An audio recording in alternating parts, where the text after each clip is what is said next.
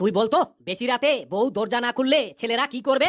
Sir, আমার বউ দরজা না খুললে আমার সিস্টেম জানা আছে, আর আমার এই সিস্টেমটা ছেলেরা যদি তাদের বউয়ের উপর প্রয়োগ করে তাহলে নিশ্চয়ই আহামরি উপকার পাবে। বাহ, কেমন সিস্টেম, আমাদেরকেও একটু বল শুনি। স্যার, একদিন বন্ধুদের সঙ্গে আড্ডা দিতে আমার একটু বেশি রাত হয়ে গিয়েছিল। বাড়ি ফিরে এসেই দেখছি বউকে অনেক হাঁক ডাক দেওয়ার পরও দরজা খুলতে চাইছে না।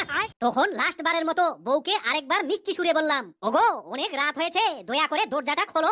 বউ তখন ভেতর থেকেই আমাকে রাগ দেখিয়ে বলল, তোমার লজ্জা করে না? গভীর রাতে গিলে এসেছো, আজকে তুমি বাইরেই থাকো, আর না হলে যেখান থেকে গিলে এসেছো সেখানে আবার ফিরে যাও। আমি কোনো মতেই দরজা খুলতে পারবো না।